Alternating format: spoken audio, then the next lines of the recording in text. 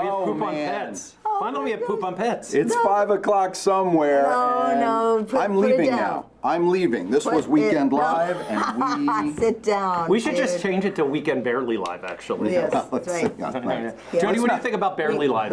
Weekend hanging Let's not on frighten for the dear few life. guests we have and one or two. Okay, go ahead. Why don't you tell us who's here today? Well, first of all, this is Weekend Live, the Hamptons Now, the show that happens all weekend long. So any of the guests who are seated in the green room, you're going to be here for the next 72 hours.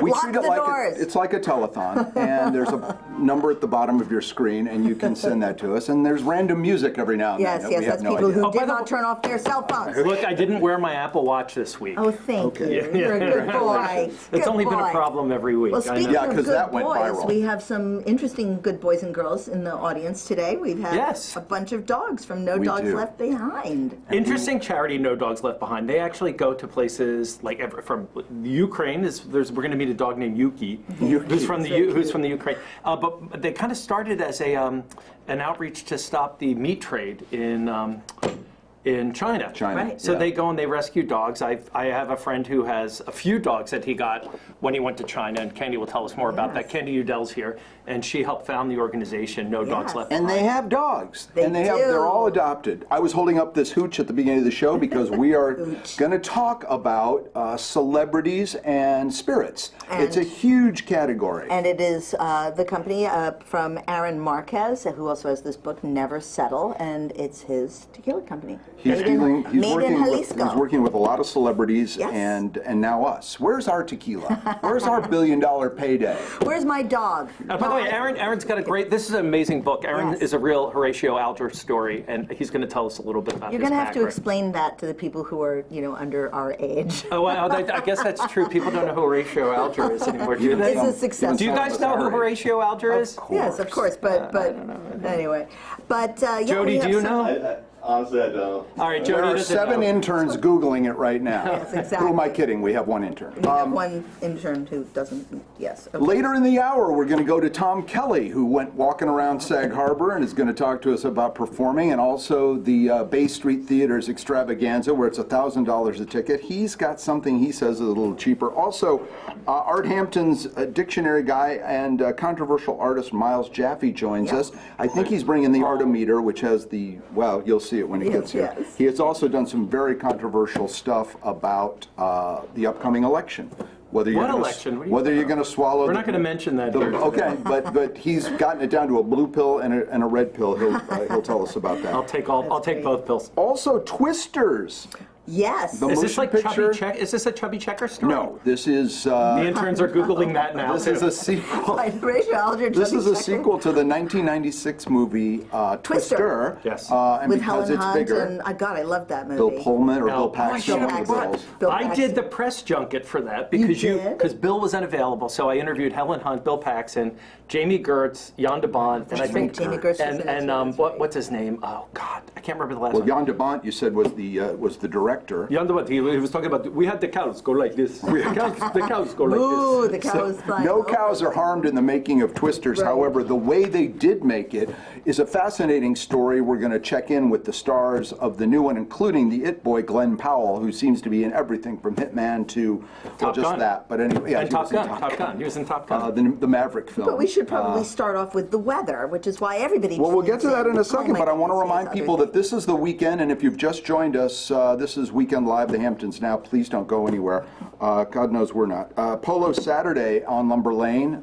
Polo is going to happen twice this summer, this weekend and then the next weekend, and it's at Lumber Lane and Scuttle Hole. Tickets are required to that. Also, the Hedrick Martin Schools Out Saturday is a great event. That's happening Saturday in Watermill. School's out?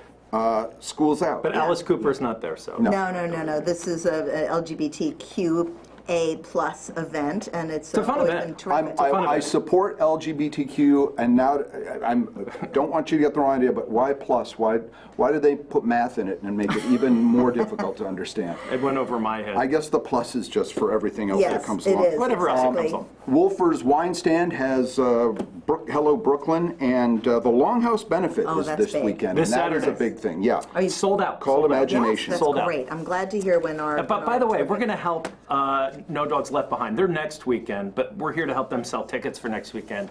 And we're going to help you guys sell out. Take a shot if we can of the lovely ladies and the puppies. dogs that they have brought along with them. We're going to meet them in just a moment. Puppies.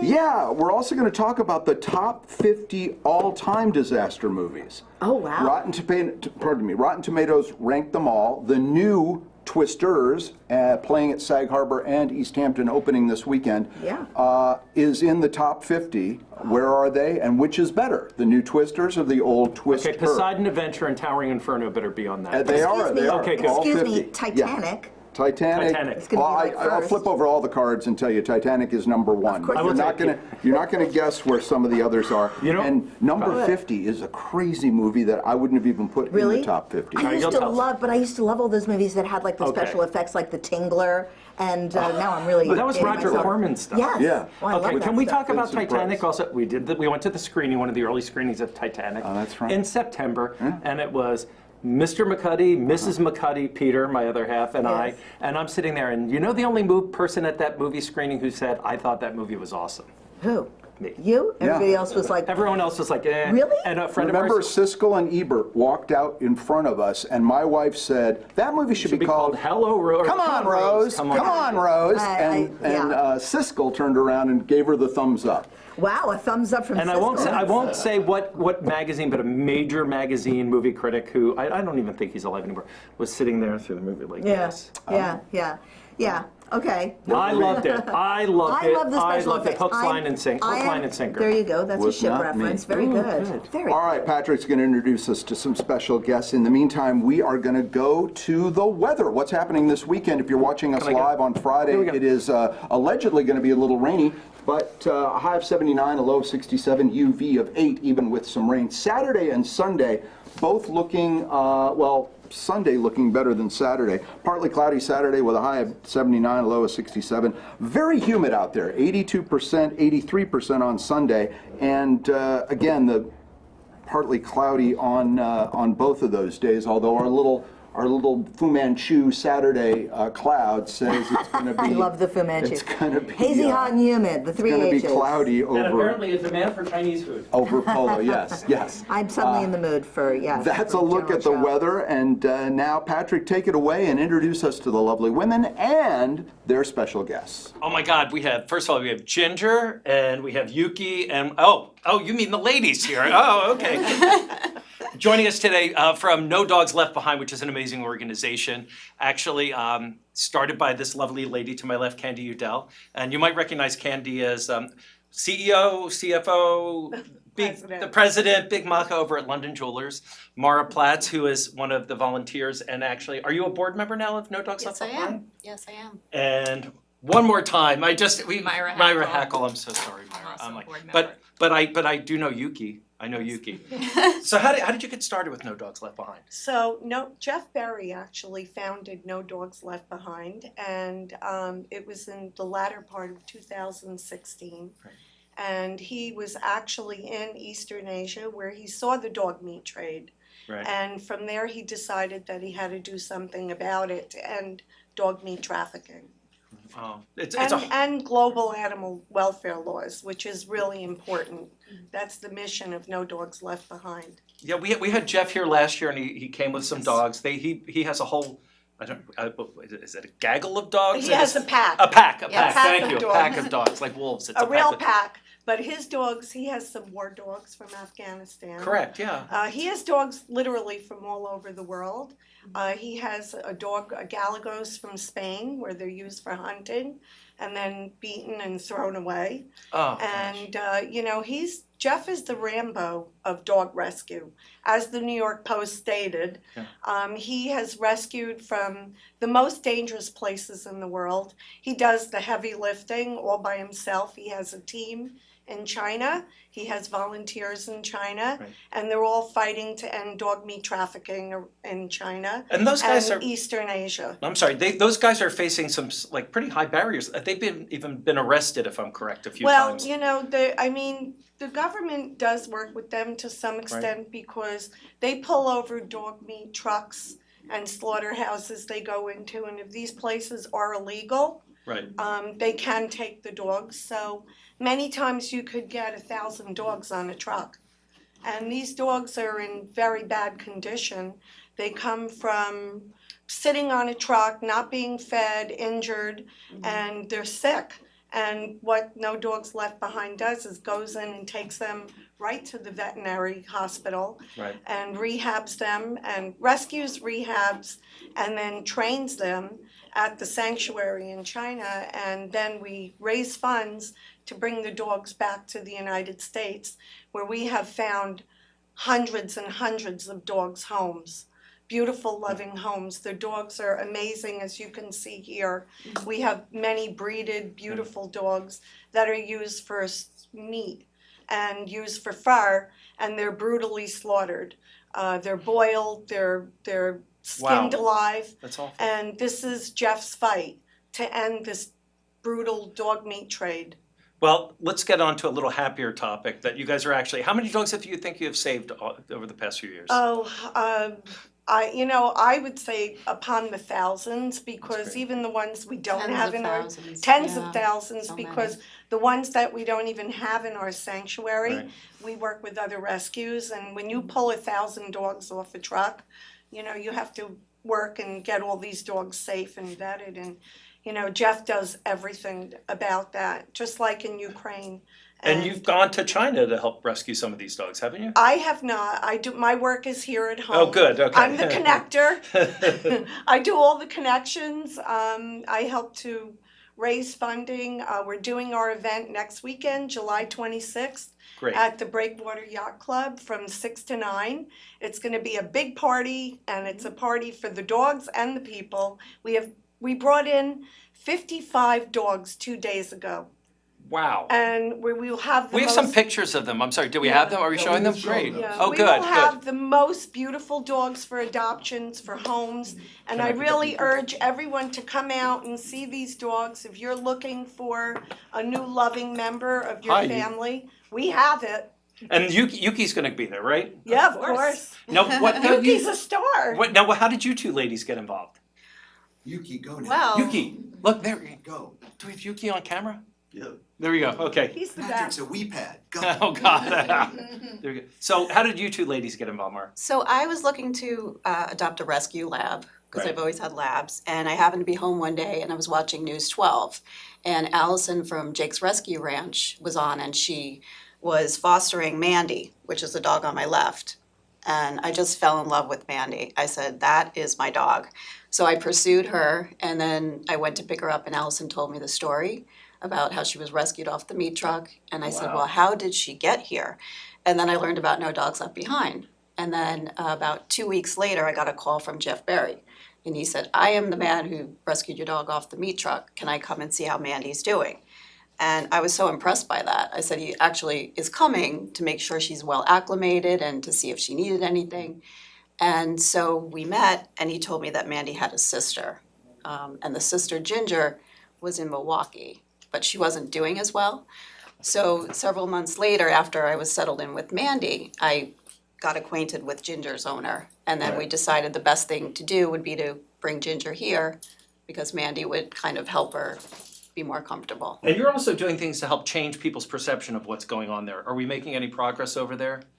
Oh, definitely, and I just wanted to tell you a little bit about Yuki. Yuki was chained to a fence in Ukraine, and Jeffrey was over there rescuing dogs and bringing lots of dog food. Right. And he said, would anybody adopt him? And I said I would. So he put him in a shelter and took care of him and, you know, had the vets check him out. And then he went back and drove 17 hours with Yuki to Budapest with bombs flying Oh my all God, around. what an amazing Flew story. him to JFK, and then Candy stepped up and had him flown to Florida with her, Yes. where I met him. Did he fly coach or how did he go?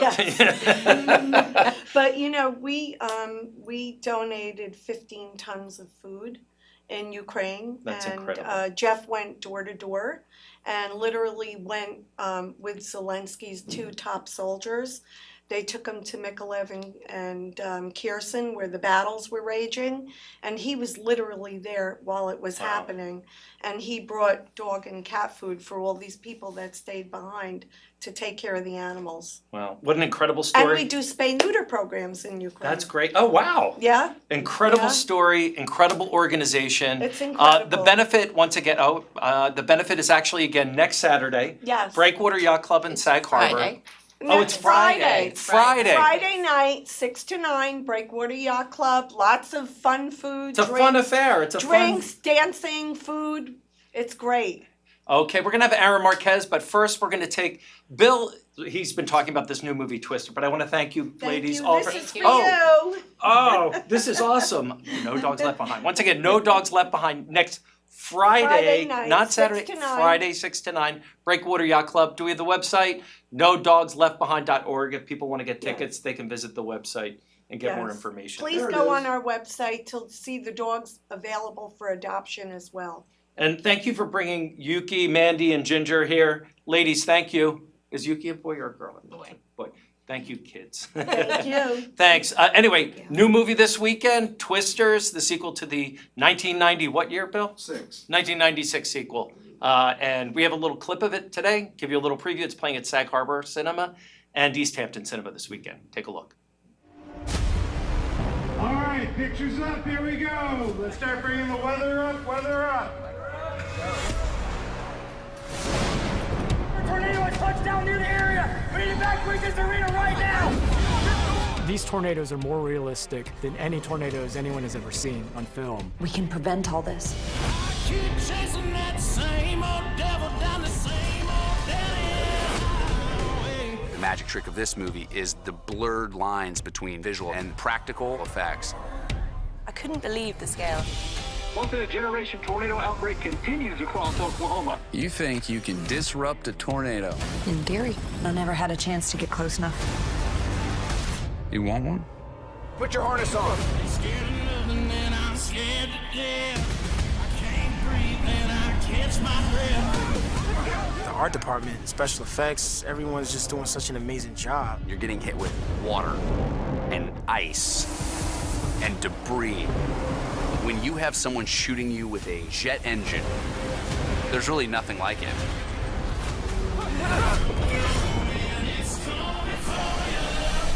I'm very at one with nature right now.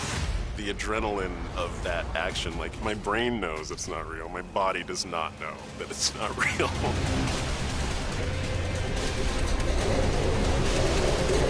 Hold on. In terms of the sound, in terms of the scope, I cannot wait to watch an audience watch this movie. Hands up!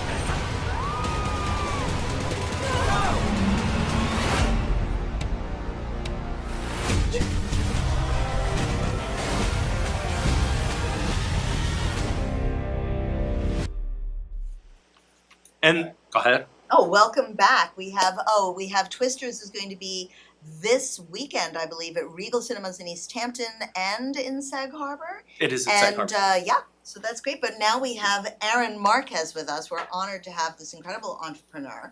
Thanks And local resident. And local resident, of course. Well, it's Hampton's Live. Of course he's local. You never take any. We don't take people from Ronkonkoma here. Aaron's not from Ronkonkoma. I'm kidding. We love you, Ronkonkoma. Please don't write any letters. Ronkonkoma. Ronkonkoma. That's what my GPS says. Ronkonkoma and Akabanek. Anyway. Anyway, it's great to have you here. We have your book, Never Settle, and we know that you had a very successful run with Wildcat Oil Tools, but you have pivoted, as the word everybody uses, and a few years ago in 2020 started a very different company, although it does oil things up as well. It does. Can lubricate the mood. It does lubricate. Tell us a little bit about Fletcha Azul and how it came to be. Sure. So Fletcha Azul, I grew up in Mexico and raised in the U.S. and tequila is that's what a lot of everyone back home drinks. And tequila was becoming very popular in the U.S. However, it was missing just the authenticity. A lot of the tequilas that were out there were not additive free. They were not made by hand, And so as the category grew, and there's a lot of brands that made, tequila, fun and cool to drink, like Casamigos and some of the other brands, they brought tequila to the forefront. But we felt that there was an opportunity for us to introduce, tequila of something that my grandpa used to drink, my dad, and when I turned 18, when I started drinking in Mexico, just good, additive-free tequila like Fletcha Azul. So we saw it as an opportunity, and it's been a tremendous rise. So for the additive-free, excuse me, I'm just curious, does that mean that you kind of work with small to medium family farms, or is that what your kind of purpose is, or your directive? So we have a partnership with the Orendine family, and they're one of the 4 families that started making tequila.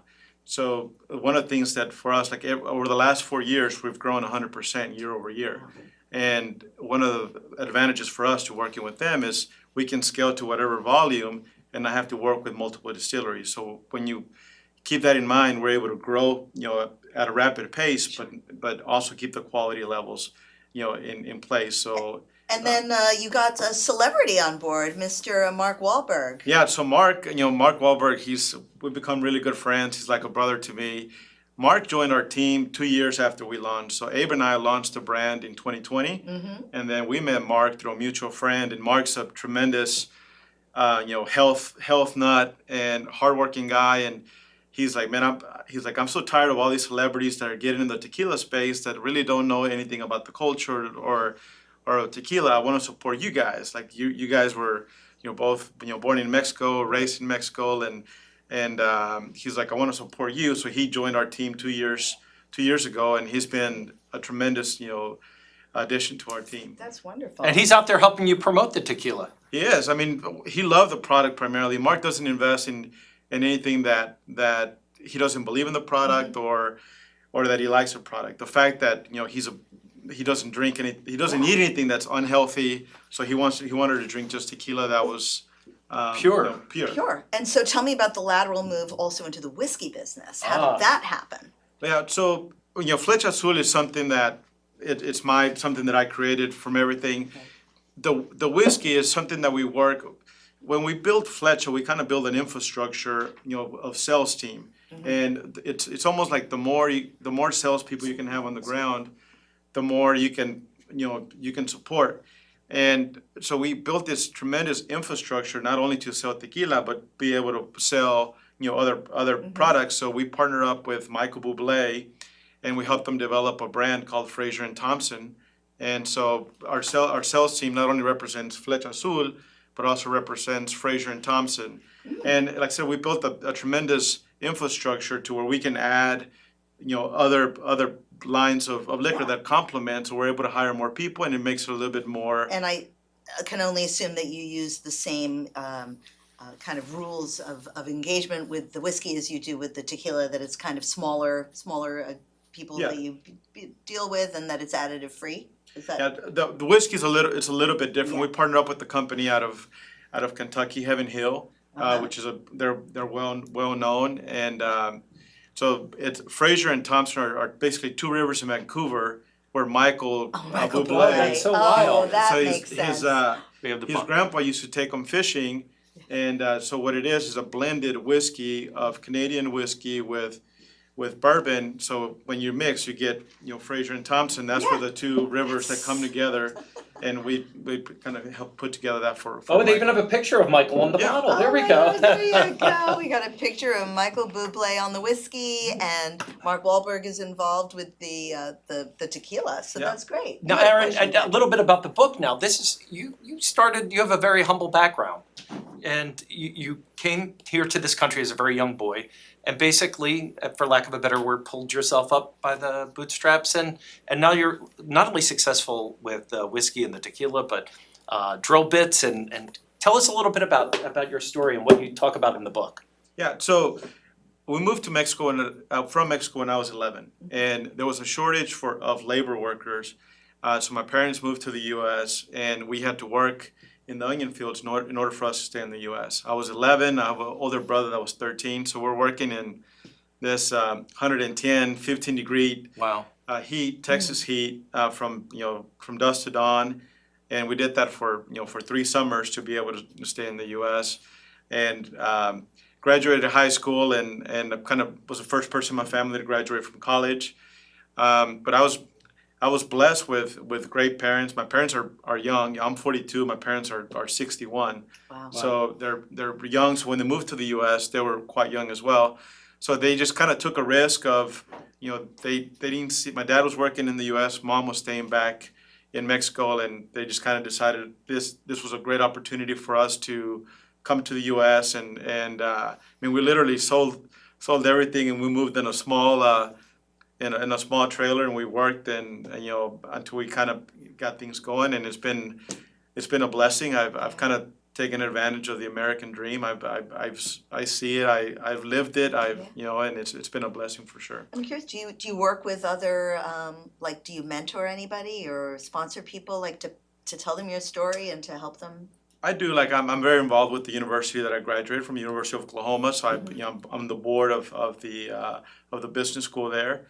And I also work with a lot. I speak a lot in different in different platforms, and I feel like I can relate to a lot of, because I come from very humble beginnings, and it's a lot of the people that I speak to are they don't have successful parents, and they don't or in business. I don't want to say successful, and a lot of parents are successful at being good parents, right. But in business, for people to see.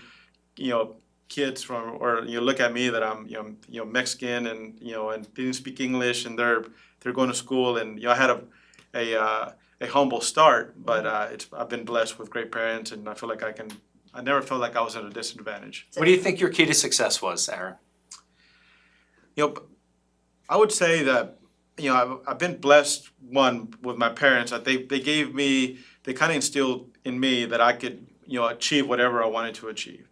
And when, to your point earlier, Patrick, when you mentioned picking onions, we used to work in these onion fields. Which you don't like onions to this day, do you? I don't. Really? And that's why. I don't blame you. Yeah. But we used to wait in line, after you work a week, and you stand in line to get your check.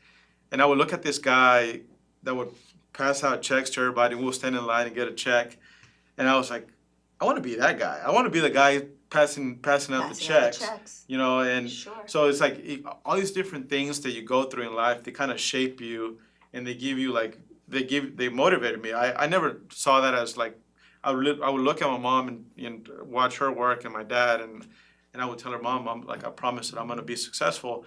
And it was almost like you have to believe in yourself, and because your parents will believe in you, and they believed in me, and that, to me, that was the most invaluable thing that they could, It's a true American success story. I love to hear American this. success story. Horatio Alger's story also. Yeah, I know, but no one knows who Horatio Alger is anymore except us. The book is Never Settle. It's by Aaron Marquez. You can get that on Amazon. It's a great read, Aaron. Really terrific. And it's a wonderful thing to sit down maybe with a little shot of with tequila. With a little shot of the Fletcha Azul.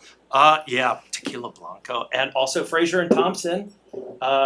Whiskey. There we go. We got that. Michael Bublé, say hi to him for me. He's a big fan of mine. And say hi to Mark. I give him fitness tips. So whenever you see Mark, tell him I have some. You can call me anytime. Aaron, thanks for coming. Really appreciate it. Thank you. Now we're going to toss over to Bill, who I think has the weather, or he's just going to tell us more about something. We're going to talk about the weekend weather. If you're just joining us, this is Weekend Live, the Hamptons Now, home of Social Life magazine, and we talked about this weekend. It's polo weekend over the next 2 weekends, so that's in Bridgehampton. What kind of weather for polo this weekend? Well, take a look. We'll throw it up. Friday it was rainy and humid. It's 81% on Friday, 82% on Saturday, and 83% humidity. It is a humid weekend. Highs 79 on Saturday and 80 on Sunday. And then we get sort of partly cloudy to sunny weather on Sunday. By the way, this weekend, Saturday night at LTV, these very environs. Sal Viviano is here, Perfectly Frank, A Century of Sinatra. That's 7 o'clock, 7:30, and 10:30, 2 shows. Also Sunday at the Stephen Talkhouse, if you are staying indoors, it's a little something, a little gal or a little woman by the name of Joan Osborne. Joan Osborne jumping into, and I'm told she does this every year, coming to Stephen's Talkhouse. In just a moment, come back to me live. We've got the man who wrote the Hamptons Dictionary. Miles Jaffe is here. And he's got some great art that you're going to really enjoy. In the meantime, we are going... There's a shark behind you. What? Okay. Shark. It's Shark Week, so we have to throw a shark story in. We don't rehearse any of this, and we're as stunned at a show as you are. Now, Kim and Sarah are joining Patrick to talk about what's happening this weekend, and maybe you'll want to go to an open house. Take it away for the Real Estate Roundtable. How come I'm doing every segment this time? I'm like, normally Bill never lets me talk. And this week it's the Patrick show this week. During the Real Estate Roundtable, I'll tell my life story. Born in Evanston, Illinois. Why don't you come over here, Bill? Come on, join us. No, I'm serious. Come join us. Anyway, joining us here is Sarah Alvarez. Obviously, I'm having a little bit of a problem. Maybe I should be today. Yeah, Sarah Alvarez from William Raveis Mortgage, and a good friend of mine, and also another good friend of mine, Kim Shepard, who's a broker extraordinaire in New York City with Douglas Elliman. Ladies, thanks for coming. So, Kim, what's going on in the market in the city right now? Well, we are finally in a buyer's market. So the sellers are reducing their prices and things are starting to move again. Yay! It's about time. It was a seller's market for many, many years. So in conjunction with what is hopefully rates continuing to come down. Right, so we've right. got a That's perfect true. storm in a good way. And one thing that you and I have spoken about this before, and other people, that people are coming into New York City and putting money in there and buying apartments there. Are you seeing more? Obviously. I'm seeing, recently I'm getting two types of clients. I'm getting empty nesters who had big houses in the suburbs and have decided they want an apartment in the city as a pied-à-terre and a place in Florida or the Hamptons. And I'm getting parents buying for the kids because the rent is so crazy right now. It just doesn't make sense. So if you have cash and you can buy an apartment and help your child out, then that's a lot of my clientele right now. How hard is it to get a pied-à-terre? Because I know it's different for condos versus co-ops. But you know what? There's certain buildings you have to know. I'm an Upper East Sider, and I seem to specialize on the Upper East Side. So you have to know which co-ops will allow it. But there are many co-ops that allow parents to buy for a child or as a pied-à-terre. So some are buying these apartments and they're using them while the kids are in college. And I think the plan is when the kids graduate, the kids will use the apartment. So if you've got $600,000, $700,000 and it's sitting in a bank account, why not buy a piece of Manhattan? And then you can use it and your child uses it. And you're not going to pay $5,000 and $6,000 a month in rent. But when you're paying rent, you're paying somebody else's mortgage exactly. too. So. Speaking of which, how hard is it for someone who wants to buy a pied-à-terre to get financing? I mean, of course, once again, it always depends on the person's specific profile. But in terms of getting financing, if we were going to call this a second home or even an investment property, we have tons of options. Up to $1 million, we can actually even go up to 90% financing. So even if you didn't have the full amount sitting around, it's an ability to sort of avoid having to make those stupid rent payments for your child and or if you're going to be traveling in and out of the city, why are you paying for a hotel when you can have your own place? In terms of the way lenders look at this, many lenders have slightly higher rates for a second home.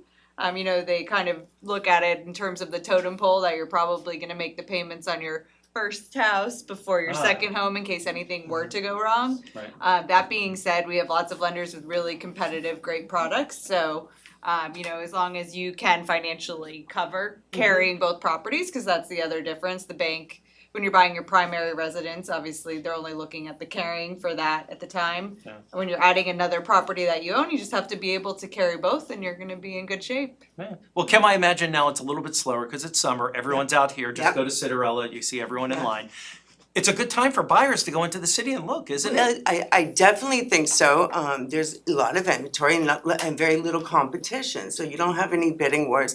I know for a fact I have many properties coming on, and I'm advising my sellers to wait till September.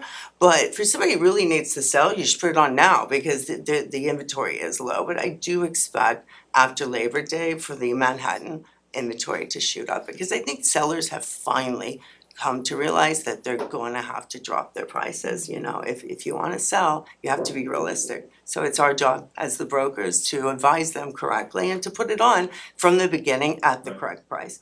And Sarah, what's going to happen? Do you put your crystal ball hat on, or your Karnak the Magnificent hat, and look at your crystal ball? When do we think things are really going to start moving?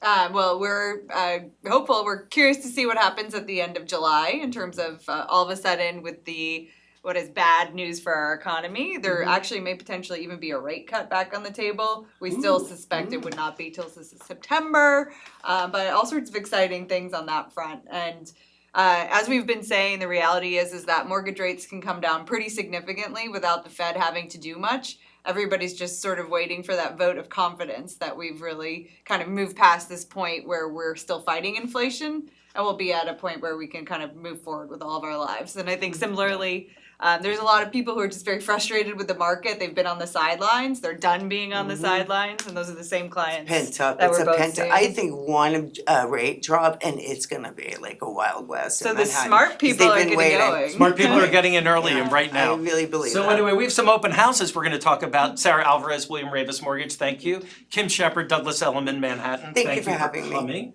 Right now, we're going to take a look at 161 Watermill Talv Road. If we have that open house tour, there we go. Oh my gosh, whoa. 7 bedrooms, 8.5 bath on about an acre. That's 7,500 square feet, new construction. It is asking 6.795 million. There's an open house this Saturday, 12:30 to 2:30 p.m. There we go. Oh, look at that. Stunning kitchen, stunning kitchen. Very clean. Very clean lines, yeah. And the next one we have is 5 Daring Lane. Actually, that's 6 bedroom, 9 bedroom on an acre, about 6,000 square feet. They're asking 5.295. And that is having an open house this Saturday from 11 to 12:30. And finally, this is one of my favorites, 34 Rosewood Drive, because it's my listing. There you go. 3 bedroom, 2 bath, new renovation. Hey, my company sponsors this thing, so I get to show it again. There you go. Nice house. We're doing an open house this weekend, Saturday from 12 to 1. So come on by. We're giving out free ice cream and lollipops to everyone who shows up. So there you go. Now we're going to say thanks to Kim and Sarah one last time, and I'm going to toss it over to Bridget and Bill. Thank you, Thanks, Patrick. And thanks to your guests as well. It's getting exciting out there. It sure is, boy. Sounds like I should be buying something on the Upper East Side. In the meantime, out here we have something called the privet sector, not the private sector. It's the estate section where privacy is assured by immediately pruned towering privet hedges, often 16 feet or more in height. And this is from the book by artist Miles Jaffe, The Hamptons Dictionary. It's actually been out for a while, and it's getting more the book and you didn't more- know you needed, but you need it. So I didn't know there was a term called potato royalty, but I know, that I is like the that. near divine status of down-to-earth local farmers whose land value has made them centimillionaires. also known as spud royalty. Spud royalty, of course they are. Hey, while we get ready to talk to Miles, let's take a look at another motion picture. This, I guess you'd call counter-programming because, and we're going to have to take off the lower third of the screen to show it. It's got subtitles. No. Yes, we're going to class up the joint. Oh I'm gosh, wow, I'm as stunned excited. as you are. I feel like so intellectual. Go ahead. This is a very highly regarded motion picture called Touch, and it is playing only at the Sag Harbor Cinema. As I said, it requires a little reading. As my daughter says, well, do I have to read when I go to the movies? Yes, She's do. the brains of the outfit. Take a look at the trailer for Touch.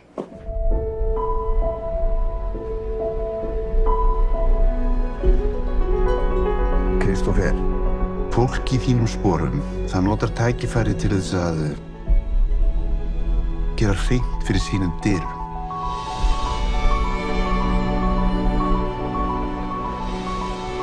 Hæ, pabbi minn.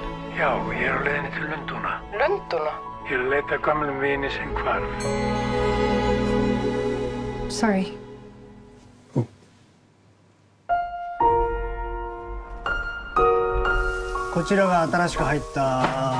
Christopherさん. And you met my daughter, Miko. Dad says you want to be a cook.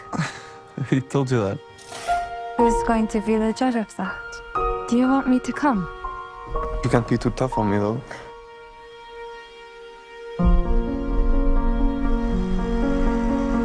Why can't your father know about us?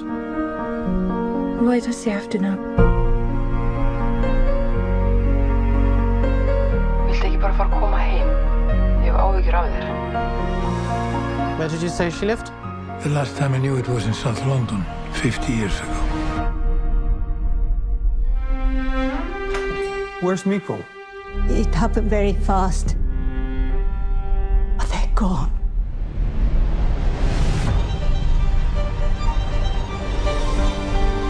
Ertu í alvörinu komin til Japans? Ekki hafa áhyggjur af mér. It's been a long time. What if you can't find her? I'm not going back.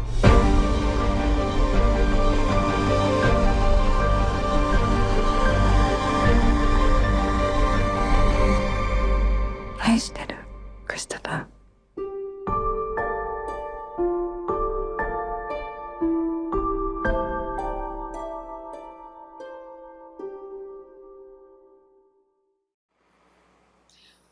Well, you look confused. What I is think that? the number of people in the studio are the number of people that's going to go see Touch. No, it looks nice. All right, say hello to the bad boy of Hampton's art world. Yes, Miles Jaffe is with us. Miles is here. We've been talking all hour about the Hamptons Dictionary that you wrote a couple of years ago. Yeah. And the reason I bring up that it's not just off the presses is because it's got some terms like house fluffing. That's the installation of temporary visual improvements such as art and furnishings to maximize the sale of the price of a house, also called staging house fluffer.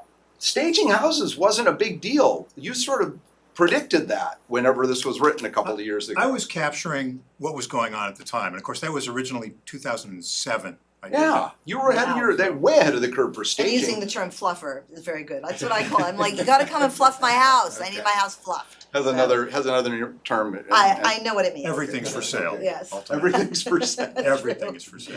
Yes. Speaking of which, you joined us last year and introduced us to the Artometer. And for those who didn't see that show, you brought it along. This is something, you're a rival, you're a little out of the box, and this was something you developed that showed, if you can hold it, you're reflected there. Yeah, that's there we perfect. So this was a thing you would spin. Well, we don't have to get crazy with the camera movements, all right. Fancy camera movements. So this is the complete fabrications from the Artometer, and you can my kid could do that, or that's the real WTF, art. And have you ever taken that to a gallery and just pointed at different things and had the gallery kick you out of there because? Well, no, the galleries love these. Okay. They're like popcorn. Yeah. Like the soup cans. They're like popcorn. Yeah, well, we'll get to the soup cans in a moment. The reason you're here, just joined us this weekend live, the Hamptons Now, and one of the things now that Miles Jaffe is doing is the opening of a new installation in Bridgehampton. Which opened last night, and I didn't see you there. What the hell?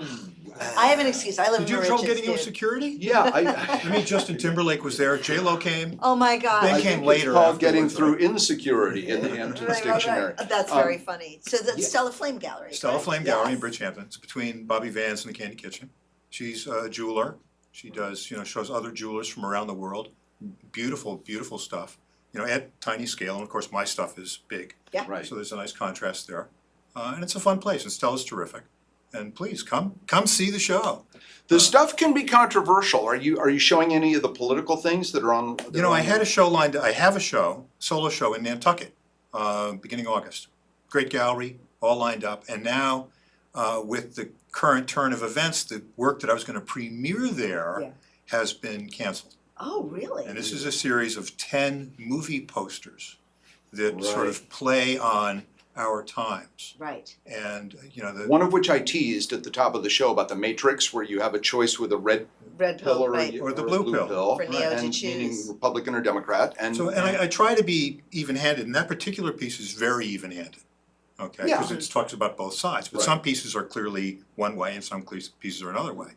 But sort of the underlying thing here is that I look at what's going on in society in just utter disbelief, and I can only imagine that these are plots for horror films. So, okay, well, what's the poster? Right. So I did a series of posters, and I'm like, well, I can't wait to see what happens next. I mean, where's the popcorn? Right, more popcorn. We're looking at a couple now, like Kill Don. Now, these are the sorts of things, if we can bring the weekend live down, these are the sorts of things that are making galleries a little nervous right now. There's The Matrix, there's, the grandfather for Biden. Yeah, I mean, and Swamp Thing we can't see the top of Swamp Thing, but that's got to be, Yeah, there we go. That's Aliens. our next president, perhaps. And then Raging Donald Trump is Bull. Raging Bull. So here's the thing: these are really clever and cool, and I would imagine would sell. I mean, they pull over a pop star in Sag Harbor, and the next day they've got art of him for sale in the gallery 2 doors away. Well, the galleries tend to be conservative, and they don't want to, alienate their client base. Right. Don't want to rock the And boat. the polarity that we see now in our culture is so extreme, and I'm standing back, and I'm looking at both sides being extreme. Yes. So, but the people who are, cognitive bias on one side or the other can't deal with anything else. So it's a scary thing for a gallery. They don't want to lose a customer. And some of the response has been to things that have been posted on Instagram, if you show that in your gallery, I'm never coming in again. Right, I'm never cancel doing business. culture going in. So I need a gallery that will thrive on sort of, the opportunity to get some publicity and make something out of this. Because I think it's all really timely. Yeah. Well, this show is desperate to get canceled, so yes, let's show that again. Let's show lots. We're showing a lot. And then come back to live action because we have the famous Warhol tomato soup cans have been reimagined. Explain this series Well, and here. also that you put them upside down, take clearly Weekend on Live- purpose. yeah, okay. I want to know what the meaning is with all of this. Yeah. Okay, so Symbolism. It looks like a soup can, but I call it a soup con. Oh, it's And the soup, the long soup con?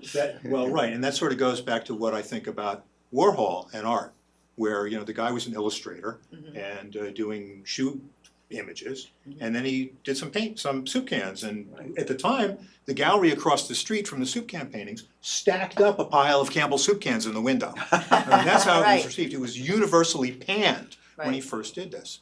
And of course, if you go back in art history, there's Marcel Duchamp with the fountain, which was the urinal. And the toilet, the toilet, wasn't it? The toilet? It was a urinal. Oh, urinal. Right. Okay, you're right. Then there's Piero Manzoni, who was an Italian artist, who canned his own manure, basically merde d'artiste, and sold it by the weight of gold. So this is territory that's been fully explored, but Warhol said, my art doesn't mean anything. And really, if you get down to it, his studio was a factory. He didn't make anything. He had people making stuff for him. It was purely commerce. That's what it's about. So I call it the con. And it's the soup con. And of course, I crush them, which is what I do with a lot of things. And they're upside down because from my worldview, basically everything is upside down. Right. Oh, that's wonderful. I love that. And you have a little factory. Sorry, go ahead. No, I was just going to say, what did you think of The Value of Everything? The movie, wasn't that the movie that came out a few years ago about kind of the commercialization? Didn't see it. Oh, it was really good. I liked it very much, but it was very much about what you're talking about, the factory mentality. And so what is the value of art if it's not created by but Dolly did the same thing. Well, there's an interesting sort of disconnect in art, which is that at the lower end, people buy art because they like it. Right. At the upper end, people buy art because it's a good investment. Exactly. And it doesn't matter what it is as long as it makes money or has the potential to make the money. Right. So I'm stuck in this world. We're stuck with you, and I know that you do things in several releases. So, but your little factory, your studio, you make everything yourself. You don't have a team of. No, I make everything myself. In fact, the posters are the first thing that I have not fabricated myself. And of course, I did all the design, all the digital graphics, they're your all the visions, layout. right. But they're professionally produced by an outfit in Rhode Island. And it's a dye sublimation print on aluminum, mounted on a board, floats off the wall. I mean, it's a very serious production that I just don't have the capability. And they may be very, very valuable if nobody can get a hold of them. Well, at the moment, nobody can get a hold of them. What's the work that's on view at Stella Flame? Is it those posters or what is it? So the work on view at Stella Flame is a whole new raft of matchbooks that I do. So I do these matchbooks that are 3 feet with a giant push pin that, there's a couple series there that are sort of intertwined. One is called Art Is, which are comments about things like, so art is too serious to be taken seriously. The match heads are people, one of them's Bert, they're all screaming. Well, it's very clever. So another series would be about artists, and I call it Don't Quit Your Day Job. So the Jasper Johns version imagines what his job would be if he wasn't successful as an artist. Well, he'd be selling flags. Yes, of course. So, and then there's a third version which gets political. So the Congressional Souvenir Matchbook, which is $100 bill matches with gold tips. Oh, wow. They should be giving these away, of course, when you visit DC. Right. I've always thought your art is so much fun. I mean, I love the paint, the acrylics, and everything. It's just a lot of fun and very different. I try to be engaging on multiple levels. So I try to engage visually, You know, from the terms of craft, people appreciate the way things are made, you know, and intellectually, so that there's some text or there's some element that they can read into it and say, well, what is he saying? What does that mean? Right. If you want to see what he's saying and what he means, it is at, for how long, opening this weekend? Until everything sells. Until everything sells, and get a free Hamptons dictionary with every art purchase. That's on me.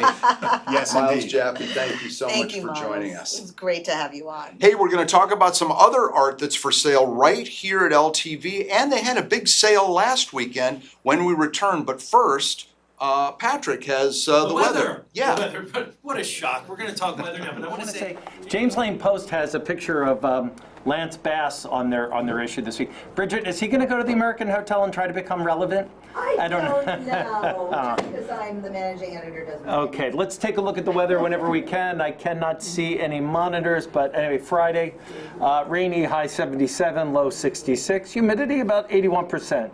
Sun's up at 5:34 a.m. It already came up. It's going to set tonight at about 8:16 because we're taping this on Friday. Peak UV index is 7. Now Saturday, looking a little nicer, partly cloudy, high 79, low 67. Humidity, a very manageable 82%. Sun's up at 5:30 and sets at 8:16. So if you have, you're going to go to a sunset dinner, make sure you get there around like 7:45.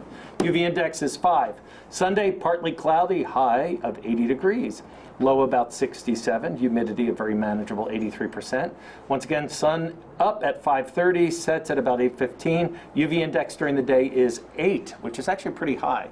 So now we're going to talk more art on Weekend Live, so we're going to hand it off over to Bill. Hey, welcome back. It's a very artsy day here today at the show, and one of the things we're most here. Across your Haim, this is Haim Mizrahi. He's sort of helping us curate all the art, and he's been hanging art here for how long? 27 years. Yeah, a lot of people don't realize that LTV Studios has these giant hallways, and they're filled with art, and it's become kind of a modern art museum.